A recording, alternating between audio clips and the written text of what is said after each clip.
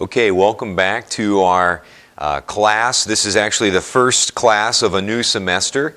The book that we're going to be looking at and using this semester is called Faith and Revelation.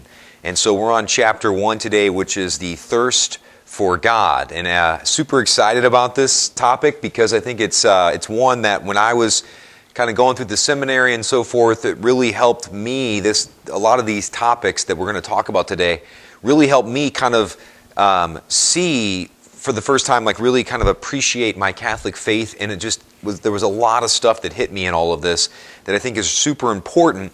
And I know for many other people as well, these topics have really been super important to them, kind of taking their faith seriously as a young adult and into adulthood, kind of recognizing why we're Catholic, what's the beauty of our Catholic faith, and what it really provides for us.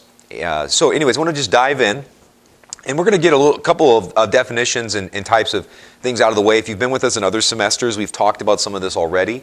But again, we just want to lay out here really quickly some of the things that are important in terms of what it means to be a human being, what it means to be a human person. Okay, so first of all, a couple of simple things. It means, first of all, the human person is corporeal, which just means basically having a body.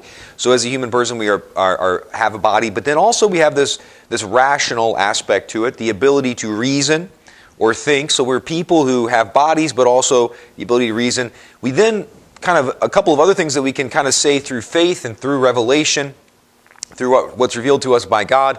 And then also, I think it jives with, and we're able to verify it in our own internal lives. And when we recognize that we have these other two things as well. One of those being that we are spiritual beings, right? That we have this spirit in us. So not only am I able to think, but I'm also thinking and in a spiritual sense, right? I'm able to kind of think through things, not just right and wrong or this rational kind of straightforward stuff, but that I have this part of me that's also kind of oriented towards bigger questions beyond just kind of the reason and the rationality that I might think of. Okay, and then another claim that we kind of make, but again, so we make this through faith. We're taught this by faith, but also because of it jives with, we know this to be true.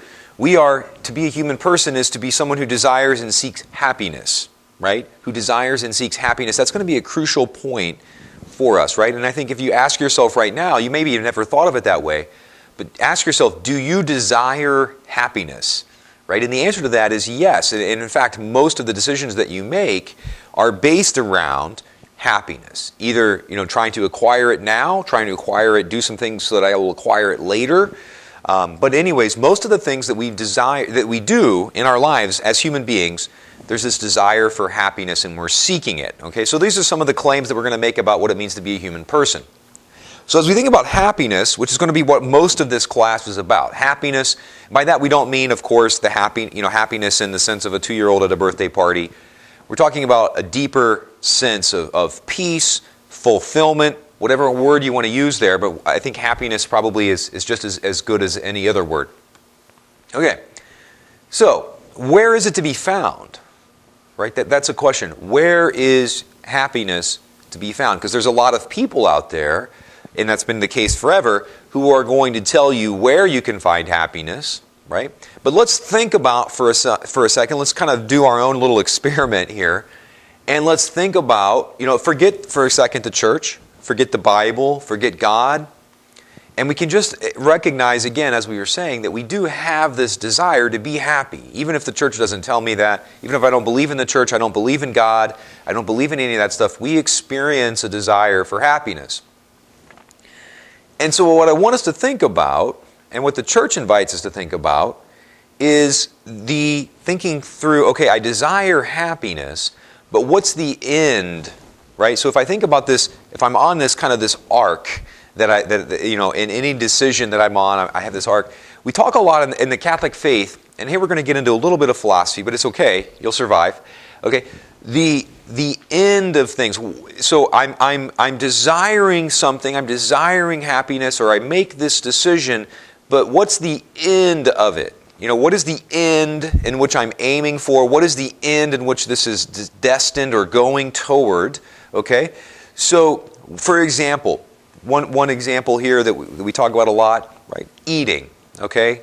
Now, when I desire, I go eat something because I'm desiring some kind of happiness, pleasure, that sense, my body desires this, and I know that if I go eat, I will experience a sense of pleasure from that, right? But is that the end of why I'm eating, right? Is the pleasure or happiness the end of which I'm eating? Is that the only reason I go eat something, right? For the experience of pleasure? Well, no. That experience of happiness or pleasure pulls me toward the end of eating because it sustains my body, right? And so there's the health aspect.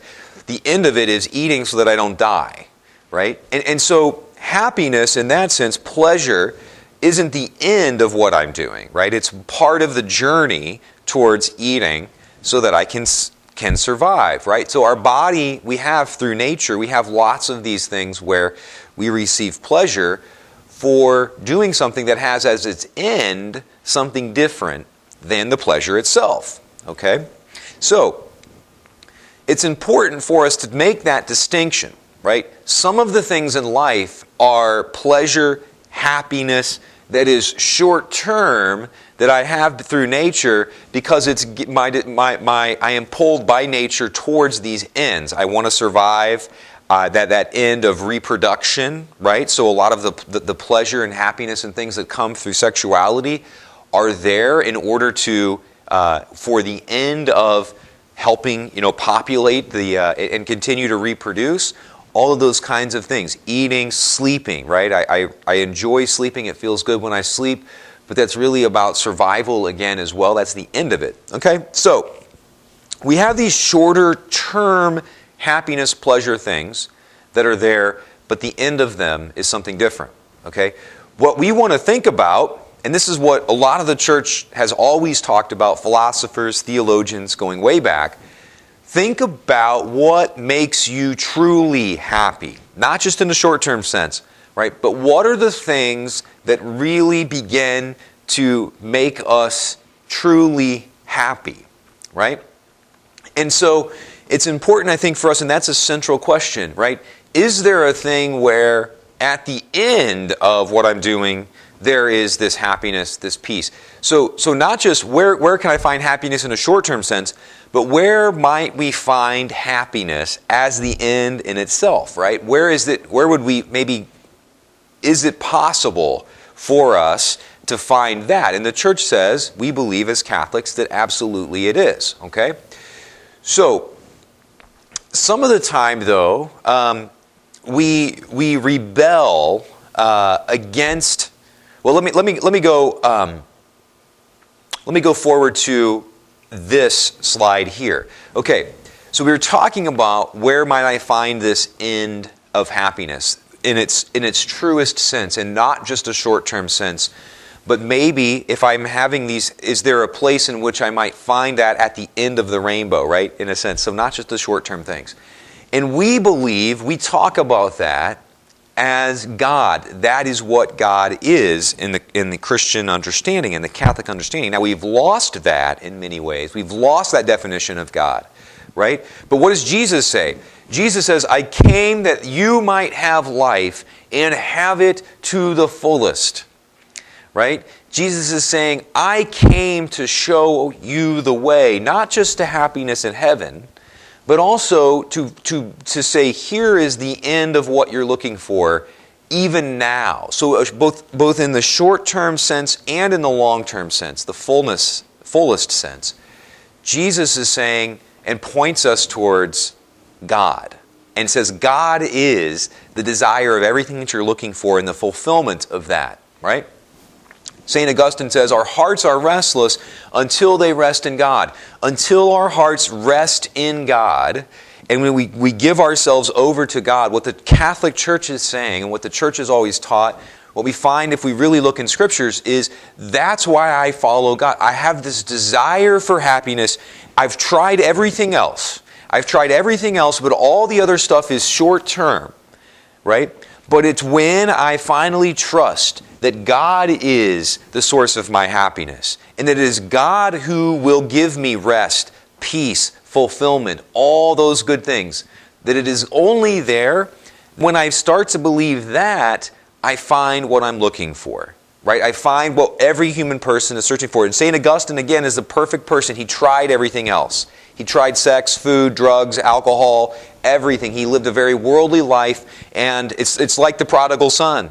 Right? The prodigal son went out and spent all his money. He had tons of money. He had women. He had drugs and alcohol and all that stuff and the party lifestyle. And he wakes up one day and he says, none of that worked. Absolutely none of that worked. And so there's Jesus saying, look, I came that you might have life. I want to show you what you're looking for. Right? So what I want you to do today, this is going to be a little bit more of a spiritual retreat type of class, right? But what I want you to do is be reflecting, have I found that happiness? Right? Have I found what I'm looking for in those lesser things that are not bad in and of themselves? But have I found what I'm looking for in food, in drugs? Have I found anything other than short-term pleasure in those other places outside of God? Right? And I think that's a really important question. And that when you start to realize that God is at least putting forward and is suggesting to us, and to you and me, that God is suggesting that God will fulfill all of those things on earth and in heaven. Right? He will fulfill what you are looking for. And the saints are the people who say, you know what? God isn't lying about that. I tried lots of other things maybe, but I have found it to be the case that God does provide me this sense of happiness, this sense of peace and fulfillment, even amidst great sufferings and trials and tribulations and war and persecution and torture. No matter what is thrown at me, I have found that God gives me this rest, this peace, this happiness, right? Super important question that most of us do not ask about God nor religion, and I want to get into that here in just a second. Okay, what I want to do is spend the last part of this class on looking at something that I think is super important, rocked my world in a great way around the sense of happiness, and it came when I began to take philosophy classes, particularly, I took some in college and I took some in the seminary, right? Give me 10 minutes of your time, and I want to walk through this because I want to try to condense everything that rocked my world in a great way and totally open my mind to a whole other way of understanding my faith in God by this. Okay, so what I want to look at is, I want to look at 3 stages of philosophy. Philosophy means love of wisdom, right? So it's this desire to figure out what's true, what's real. It's been there from way before Jesus Christ. People were trying to do this. We're pursuing what is true, what is good, what is evil, all these kinds of questions. Those questions were being asked long before Jesus Christ shows up. Okay? So I want to walk through these because each of them has a really important message for us. The 3 different stages, essentially, that philosophy, this search for wisdom, has passed through. Okay? The first one is the classical period. Okay, so we can say that this goes all the way back to the beginning, but certainly up through about 1500 AD, right? We have all these great philosophers, Aristotle, Plato, Socrates, many of those guys before Christ, St. Thomas Aquinas, right? In Jesus Christ himself, of course, is the greatest philosopher, right? So this all the way up through about 500 years ago, the essential belief was about the same, no matter what culture you were in for the most part, okay, even before Christ, after Christ, everybody kind of takes this same approach, and this is a great summary of it right here. Most discussion revolves around the question of the happy life. People were asking way before Jesus Christ, in what does human happiness consist, and how do we attain it? Right, so everybody is searching, discussing, looking for this question. Again, before Jesus shows up and has a perfect answer, but everybody's been asking this question. And for the first 1,500 years of Christianity, it was the same thing. They continued to hash this out. Okay, now that given what Jesus has said, still, let's combine that. Let's keep talking about this. How do we find happiness? What does it mean? Where do we get it? And how do we live it? Right? Everybody's asking that. This is another quote. For the ancients, Christians and pagans, Okay, so Christians and non-Christians, the non-Christians that came before Christ, etc. The question of happiness was primary. Okay? Everybody's asking this question. What is it that makes us happy? How do we find it? Where is it at? Not just the short-term happiness, but here we mean the long-term. Where is it? Right? And I bet you're looking for the same thing. Right? I bet you're looking for the same thing. Now, here's the really destructive thing that has affected your life, and it has affected mine, and it's affected everybody in the world. Right? Stage 2. I'm not even going to worry too much about how this happens. We can point to a couple people, William of Ockham, Rene Descartes, okay, both Catholics, all right? So they weren't trying to destroy things, but they did. Ended up kind of helping destroy a lot of stuff and causing a lot of problems for the world. They didn't know they were doing it. They didn't have evil intentions. Okay, but this idea gets introduced about 500 years ago, and this begins what we call the modern period, the modern philosophical period, if you want. Okay.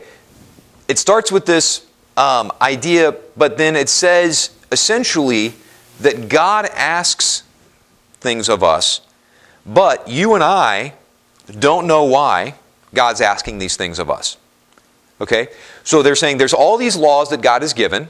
Modern philosophy 500 years ago says God's given all these laws, and the reason that God has given these laws is we have no idea why. We just have to follow them. We just have to obey them. So for the classic people, the first stage, okay, from all the way up until about 500 years ago, people believed, and even if it was prior to Christ, right? So for Aristotle, Plato, Socrates, these Greek philosophers, right? Egyptian philosophers, there was this belief that this God, or gods, whoever they were, right? But there was this belief that in general there was a divine being or beings who were giving laws, commandments, rules that were oriented towards helping us find happiness. Right? That's the whole point of why this God had done these things. Right? For modern, what begins to be introduced 500 years ago is, hey, stop thinking about why the laws were given. Just follow them. Just follow them. And that is, I want to submit to you, that is the experience, and that is the mindset of 99% of people in our world today. Christians, Catholics, all of us, people that say they follow God, they are saying, I don't know why these rules are here. I don't know why God gave them to us. I'm just supposed to follow them. If you ask the average teenager that's at Mass on Sunday, why are you here? The vast, vast majority of them will tell you, I'm here because I'm following a rule. It is something that I'm supposed to do, whatever. Why are you not eating meat on Fridays in Lent? The vast, vast majority of teenagers, young adults, and adults are going to tell you, I don't know, it's a rule, I'm following it. Right? Why is there a holy days of obligation? Why does this? Why do you have any of these rules? Right? Why do you abstain from sexuality? Why do you wait and only have sex within marriage? Right? All these kinds of things. You ask that question of that people, and people that are following the rules, vast majority of people stop following them. But the ones that are following will tell you the vast majority of the time, I'm following it only because it's a rule. Right? Only because it's a rule. And that is disastrous. Disastrous, right? That is not what it has typically been about. That is not what God said it's about. God didn't say, follow these rules because I don't tell you why, just follow them. That is not it. So for the vast majority of modern people, which is you and I, and the culture that we kind of grow up in some ways, we'll talk about the third stage here in just a second. But for the vast majority of people coming out of this mindset now, when we no longer say God's giving us rules to make us happy, we take things like the church's teaching on contraception, abortion, sexuality, church on Sunday, tithing your money, don't kill anyone, don't steal. For the modern person, this becomes one thing. These rules are simply a burden. They are a burden. Why are you going to church on Sunday? I don't know, I hate it, it's a burden. Why, as I just said. But for the classical period, right, for the first 1,500 years of Christianity and prior to Christianity, the vast majority of people would say we follow these laws of God, or the gods if we were in Greece or wherever we were. But we follow them because they're going to show us how to be happy. That they're going to point us towards this and orient us towards this happiness. Okay? Huge difference. The vast majority of people who are still practicing Christianity and who are still practicing Catholicism are operating under this mindset that the rules that the church has, the rules that God is giving, are simply a burden, and we don't know why they're there, and they could just as easily be something different. And that will destroy faith. That will destroy it because there's no relationship there. For the moderns, you're not in a relationship with God. God is the supreme lawgiver way up there. Don't try and talk to Him. He will tell you what to do. Do it, follow the rules, and maybe you'll get to heaven and have happiness there. Right? For the classic understanding, right, is that there is this God who loves us, who wants us to be happy now and later, and has come to be in a relationship with us. He sends His Son to help to show us the way, to die for us, to enter into this relationship. We enter into that relationship and we begin to realize that all these things that He's teaching us and this church that He has left us, that they're teaching us, all these things are there so that I can be happy and I can find peace. Okay? All right. This then, really quickly getting into, we sometimes talk about postmodern, right? So it's gotten even worse in some ways, right? Since then. So postmodern philosophy would be people like Nietzsche, Foucault, Jacques Derrida, Jean-Paul Sartre, some of these people that you'll probably have to study in college. They would take, they basically say this. Well, let me read some quotes from them first. Okay, so Nietzsche, God is dead. All right. Nietzsche also said, if you gaze into the abyss begins to gaze into you. Very depressing stuff, right? Very depressing stuff. Jean-Paul Sartre, man can will nothing unless he has first understood that he must count on no one but himself. He is alone. He's abandoned on earth in the midst of his responsibilities, without help, with no other aim than the one he sets himself, with no other destiny than the one he forges for himself on this earth. Very depressing. Jean-Paul Sartre also says, hell is other people. Right?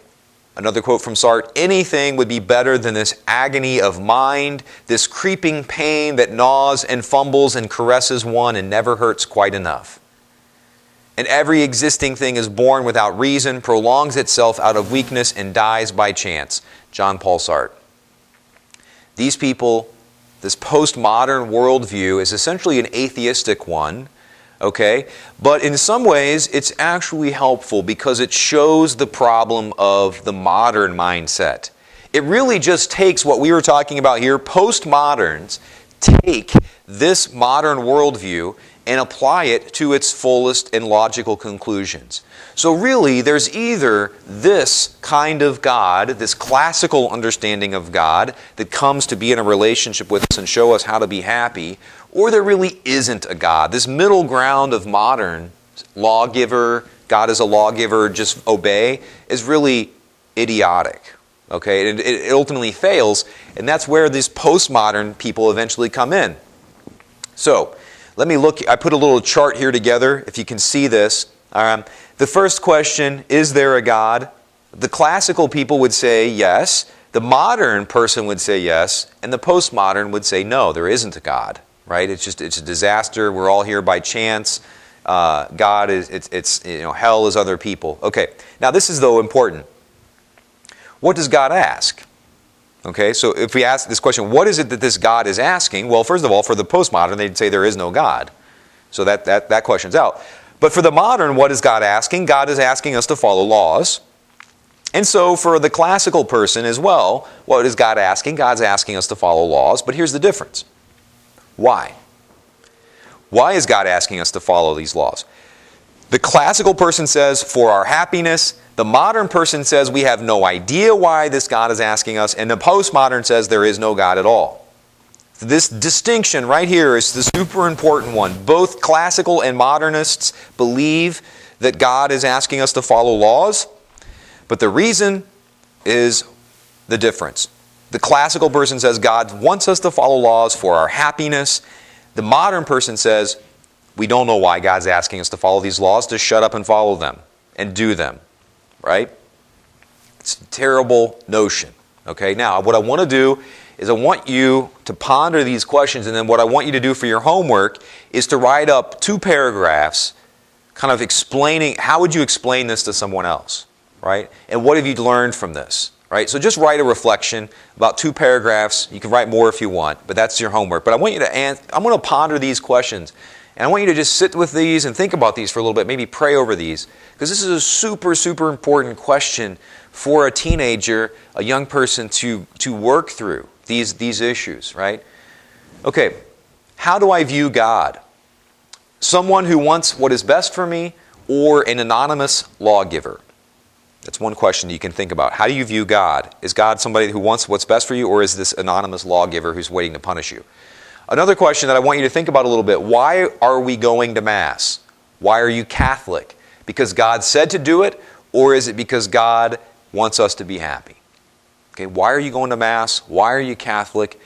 Is it because God's telling you to do it, or do you actually believe that this stuff will make you happy if you trust in it and apply it? When you pray, what is your understanding of God? Is God somebody who desires to be in a relationship with you?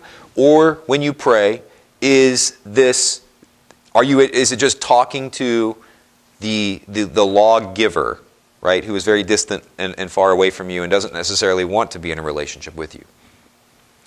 Another question, when I carry out tasks of the faith, do I think of them as burdens or as keys to my flourishing and happiness?